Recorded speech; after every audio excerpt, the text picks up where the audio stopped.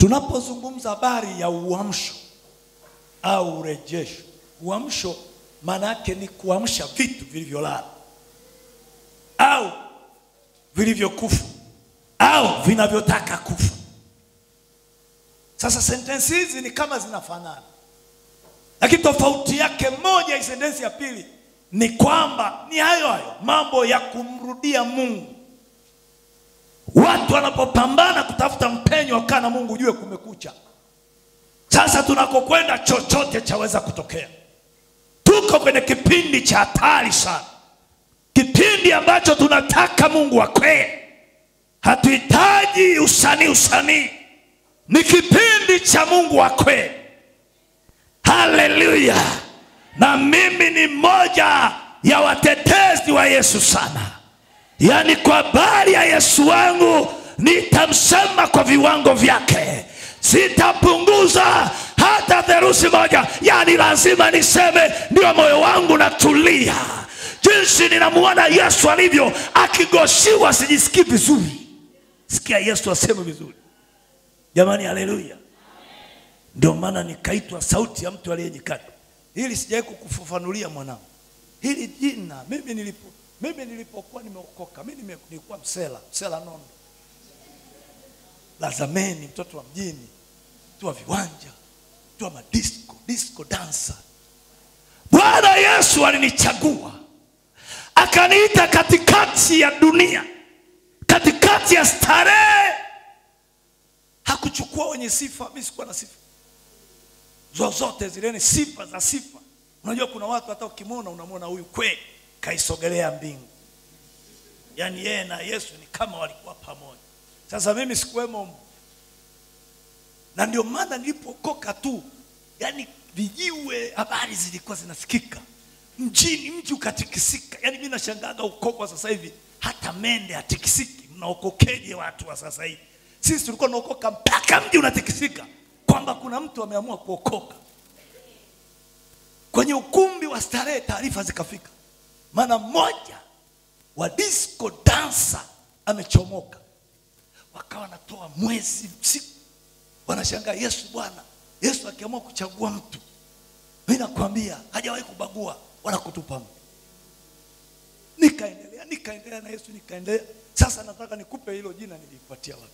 Nikawa sasa natamani watu kila sehemu nikifika niwaambie watu, okoka, tubu, falme imekaribia. Wengine wananikimbia. Unajua kipindi kile ilikuwa sio uwezo kutamka nimeokoka. Ilikuwa ni vitu ambavyo vinaonekana kama vitu na wakati. Leo tunashukuru Mungu kwa sababu kila mtu nimeokoka. Lakini nitausema uokovu vizuri. Kwa hiyo sasa Yesu akaniita, akanitunza. Baadaye nilipoona kampani yangu yote niliyotembea nao wananikimbia, wakiniona wameniacha, na kule kanisani sina kampani ya kutosha, nikaanza kupiga kelele mitaa kwa mitaa, kijiji kwa kijiji, soko kwa soko. Nimevuruga masoko mengi hapa Mbeya sana nikiwa bado kijana, mengi. Sasa nilienda kwenye mlima ule Mbeya Piki. Hapa kuna msitu mkubwa sana. Ule msitu una ile miti sio, ni mipaina msitu na. Nilipewa ka speaker, sijawahi kuhubiri. Nikaanza kwenda kuhubiri miti kama mwenda wazimu. Simama kwenye miti ile, tubu. Yani najifunzia kuhubiri kwenye miti. Wewe sio mchezo. Nasema Yesu anakuja kukumbwa. Unajua vile vitu havija akilini kwenye elimu ya kawaida. Mimi nakwambia ingekuja ndio ile ya Job, Mungu anaanza kusema actually huyu jamaa anaanza kuwa ana matatizo ya kiakili. Kumbe napohubiri miti, kuna watu walikuwa wanapasua mbao mule ndani, waliokoka kwa sauti ya baragumu ile. Kesho yake asubuhi wapasua mbao wanakuja kwenye kijiji, wanasema tulikuwa tunamsikia mtu anahubiri mpaka tunasikia utumbo unapasuka. Utisho kwenye msitu ule, ni kama Mungu ametufuata kwenye msitu, ameshika kilungu akiamua kutuswaga. Ilikuwa ni eka watu waliokoka kwenye mahubiri ya msituni. Basi nikasema sasa mimi ni sauti ya mtu aliyenyikani.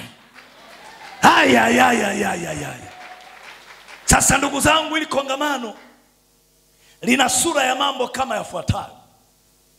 Hili kongamano ni uamsho na urejesho katika kanisa na taifa. Na nilipopata taarifa hapa, mada kubwa ni watu kumrudia Mungu. Lakini kuna mambo kama 7 nafikiri nilipewa hapa. Mimi nitatembea kwa vingine. Kuna ujazo wa Roho Mtakatifu, vitu vinavyodhoofisha na kuwa ndani ya kanisa. Yaani vitu vilivyodhoofika na kuuawa ndani ya kanisa vinataka kurudishwa. Kuna vitu vimekufa, kuuawa, lakini kujenga mahali palipokuwa ukiwa, kuinua misingi tena vizazi vingine katika familia na taifa. Lakini kuna ufalme wa Mungu uje kumiliki mifumo ya kanisa, familia na taifa. Lakini mada nyingine ni kanisa kurejesha katika nafasi yake ya kiroho. Lakini kuna uponyaji wa roho, nafsi na mwili. Kuna ukombozi na urejesho. Sasa hapa mada mimi nitatembea nazo za namna hii zenye sura tofauti. Mada ya kwanza inazungumza habari ya ujazo wa Mtakatifu. Sasa tunakwenda kwenye kipengele kinachohusu ibada ya Roho Mtakatifu. Lakini mimi nimekipa kumruhusu Roho Mtakatifu ndani ya maisha ya muamini.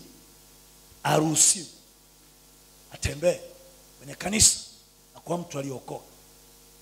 Kama tunataka uamsho, jambo la kwanza uamsho, jambo la kwanza la muhimu sana kwenye uamsho ni toba ya kweli. Watu watubu kikweli kweli. Nitaisema mbele. Jambo la pili, tunahitaji nguvu ya Roho Mtakatifu. Ndio hili limezungumzwa. Nguvu. Kwa sababu utawala ule mwingine una nguvu yake. Utawala wa kanisa la Bwana nguvu yake ni Roho Mtakatifu ndani ya maisha ya muamini. Wengine wanafikiri kunena kwa lugha. Na unajua unaweza kanena kwa lugha lakini roho hayupo. Hata mashetani yananena kwa lugha. Tena na lugha nyingi kuliko hizo ulizokuwa nazo. Na sasa hivi yamegonga kopi kweli kweli. Hata wenye pepo ukitaka kukemea anaanza kunena kwa lugha ili usiendelee kukemea. Maana anaogopa moto utashuka. Basi anaanza kunena kwa lugha, sema ameshafunguliwa. Jamani huyu mwacheni afunguliwe. Kumbe yamejaa majeshi bure. Yanakugilimu. Siku hizi sisi ni wajanja. Unaifuatilia ile lugha ni yenyewe. Naanza kukutana na ile lugha, hakuna uhusiano wa ile lugha na wewe. Kuta kuna vitu vinatengana. Hii sio yenyewe. Sasa natamani tusome habari ya kitabu cha nabii mmoja mdogo, sio mdogo wa umri, maandishi madogo, anaitwa Yoeli. Huyu nabii alitabiri taifa la Israeli lilipokuwa linakwenda utumwani Babeli. Sasa alitabiri akiwa katika eneo la Yuda. Yoeli 2:21. Biblia yangu inasema, nchi usiogope, furahi shangilia, kwa kuwa Bwana ametenda mambo makubwa. Usiogope nchi na wanyama na kondeni, maana malisho ya jangwani yanatoa miche, na huo mti uliozaa matunda yake, mtini na mzabibu inatoa nguvu zake. Furahini basi enyi wana wa Sayuni, mkamfurahie Bwana Mungu wenu, kwa kuwa yeye huwapa ninyi mvua ya masika kwa kipimo cha haki, naye unyweshea mvua ya masika na mvua ya vuli kama ya kwanza, na sakafu ya kupepetea zitajaa ngano, na mashinikizo yatafurika kwa divai na mafuta. Naam, nitawarudishia hiyo miaka iliyoliwa na nzige na parare na madumadu na tunutu, jeshi langu kubwa nitakalolituma kati yenu, nanyi mtakula chakula tele na kushiba na kulimidi jina la Bwana Mungu wenu, aliyetendea mambo ya ajabu. Watu wangu hawatayari kamwe, nanyi mtajua ya kuwa mimi ni katikati ya Israeli, na ya kuwa mimi ndimi Bwana Mungu wenu, wala hakuna mwingine. Watu wangu hawatatayarika kamwe, hata itakuwa baada ya hayo ya kwamba nitamimina roho yangu juu ya wote wenye mwili, na wana wenu wanaume kwa wake watatabiri, wazee wataota ndoto, na vijana wenu wataona maono. Tena juu ya watumishi wangu wanaume na wanawake katika siku zile nitamimina roho yangu, nami nitaonyesha mambo ya ajabu katika mbingu na katika dunia, na moto na minara ya moshi, na jua litageuzwa kuwa giza na mwezi kuwa damu kabla haijaja siku ile, siku ya Bwana iliyokuu itishayo, na itakayokuwa ya kwamba mtu awaye yoyote atakayelitia jina la Bwana ataponywa. Kwa kuwa katika mlima wa Sayuni na katika Yerusalemu watakuwepo watu watakaokoka, kama Bwana alivyosema, na katika mabaki ya hao waitwao na Bwana. Hizi sentensi nilizosoma zimegawanyika katika makundi mawili makuu. Kundi la kwanza, nabii analiona taifa lililokata tamaa. Anaiona Yuda iliyokata tamaa, kwa sababu uovu uliokuwa ndani ya taifa la Yuda, makabila lile ya kule chini, kabla hawajaenda utumwani, ulikuwa ni mkubwa. Walianza maibada ya masanamu, wakakata tamaa. Kwa nini? Mungu akawa haonekani ndani yao. Tunazungumza kumrudia Mungu au rejesha na uamsho. Mungu akawa haonekani. Watu wanaenda kwenye ibada, hawana tumaini tena. Mungu anaanza kusema nao kwenye nyakati hizo hizo ya kwamba atawatokea tena, atawaletea chakula tena, atawaletea afya tena, na mambo yaliyoliwa na madumaru na palale yeye atakwenda kuonekana. Anaonesha faraja mbalimbali, kwa sababu tumaini la taifa la Mungu limepotea. Hii ipo mpaka leo. Watu wanaingia kanisani lakini hawana tumaini tena. Wanamwona Mungu kama hayupo, wanasali tu kutimiza wajibu.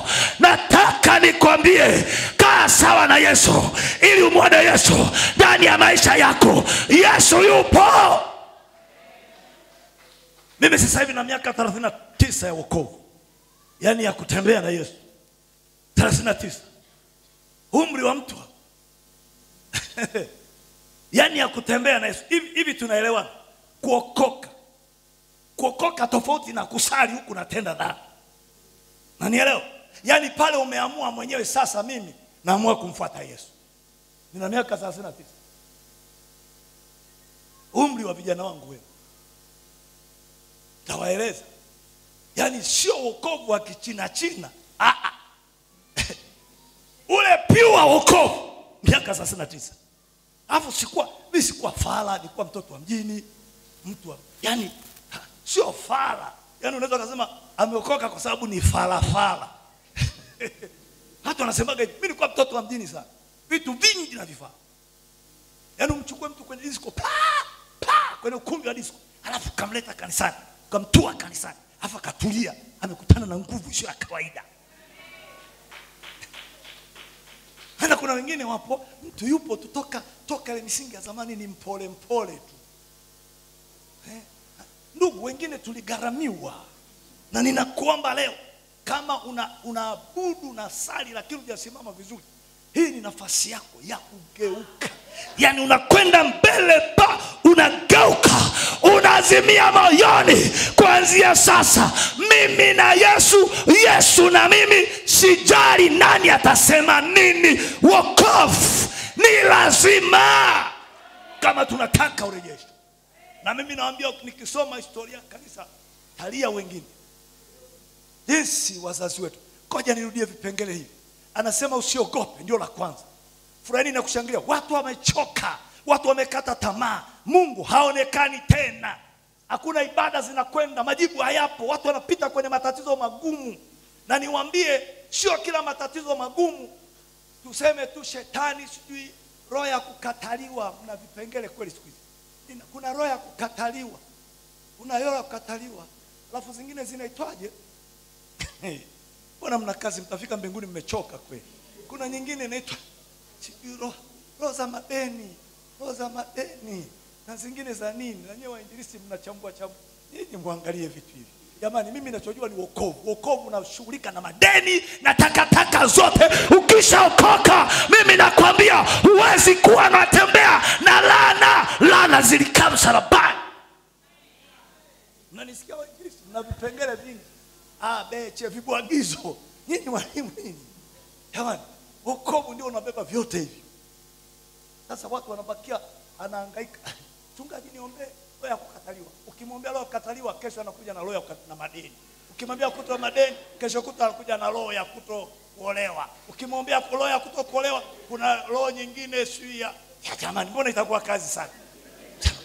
Msalaba utafanya kazi. Yaani msalaba unashughulika na sikio tu, pua inabakia, alafu tena na hiki unashughulika. Hayo ni mateso hayo. Hiyo ni tabu ya Yakobo hiyo. Jamani, hii sasa hivi kumekuja elimu nyingi ambazo mimi nashanga. Mimi jamani, nilipookoka sikukutana na hayo. Hayo tumeanza kukasikia walimu. Walimu nyingi. Jamani, turudi. Sasa hivi jamani, mtatesa watu. Wanateseka. Hata mbele. Yaani unafikiri tunaenda sasa kwenye hospitali ya Keizi. Unafika pale unajieleza wewe kwa daktari. Na daktari anaandika madawa kabla hujamalizia kujieleza. Jamani, hata maombi yetu tukikaa kwa Bwana, hivi nikipiga magoti, Bwana kuna mambo siyaoni vizuri mbele. Anashughulika na mengine ambayo sijayaomba. Nguvu ya Mungu sio ya kawaida. Mnanisikia kina mama? Na nyinyi kina mama ndio mna tabu sana. Kwa kweli mna shida. Na waombea Mungu awanyanyue kipindi tu nacho. Jamani, Yesu asifiwe. Anasema furahini enyi Sayuni, mkamfurahie Bwana wenu. Akawaeleza na vipimo vyake na nini. Alafu kuna neno zuri sana ambalo mimi nalipenda sana. Anasema hivi, nanyi nitawarudishia hiyo miaka iliyoliwa na nzige. Watu wanapopitia maeneo magumu, hata miaka inapunguzwa. Wakimrudia Mungu, Mungu anarudisha miaka iliyoliwa na nzige. Mkirudi kwa Mungu, na warudishia mkiwa na afya. Alafu tena anazungumza vitu vingine vizuri sana. Miaka iliyoliwa na nzige na parali na madumadu na tunutu na jeshi lote na jeshi langu kubwa nitalituma kati yenu, nanyi mtakula chakula tele. Sasa anapozungumza anaondoa haya mapoozo na mambo mbalimbali ambayo mnapitia kwa sababu ya taabu. Alafu analeta nini? Baraka. Mtakula chakula, mtashiba. Alafu mkishiba mtamhimidi Bwana baada ya kumrudia. Alafu mstari 27 anasema mtajua ya kuwa mimi ni katikati yenu. Sasa kule mwisho anaposema itakuwa katika siku hizi siku tulizonazo, ndio kipengele kinachofuata. Mimi nitamimina roho yangu juu ya wote wenye mwili. Ndio siku tulizonazo. Anazungumza habari ya Roho Mtakatifu. Mabinti zenu sijui watatabiri, wakina baba watu wazee wataota ndoto, vijana wataona maono, na mtanyanyua watumishi wa kike na wa kiume watafanya. Ndio siku tulizonazo sasa. Hizi siku zimeshatimia za nabii Yoeli. Ndio tunazongangana nazo, ndio tunalilia mambo ya uamsho. Tuwaone vijana wenye maono na kazi ya Mungu, waliobeba Mungu kwa sababu ndio siku zao. Tuwaone mabinti wanaotabiri na kunena vizuri, wazee wenye kuota ndoto sio za kulala, ndoto za kazi, ndoto za mambo mbalimbali, yani wawe na uzee mwema. Ndivyo Biblia inazungumza. Yani kama hujakaa vizuri unazeeka, unaanza kuzeeka unatukana na matusi. Uzee mbovu. Au unazeeka umechanganyikiwa. Hapana. Hata unazeeka na uzee mwema. Ndio kipindi tulicho nacho. Ndugu zangu, haikwepeki. Piga uagaragaza. Lazima tumtafute Mungu wa kweli. Na Mungu wa kweli ana kanuni zake. Israeli walikuwa nakosea marazi. Wakiletewa ujumbe wa matengenezo wanatubu. Kizazi kikianza kufuata kizazi kisichojua yale mambo, kinaanza kukosea. Mungu anatuma tena ujumbe. Wao ni kutubu na kutengeneza. Na sasa hili kongamano ni la kutubu na kubadilika.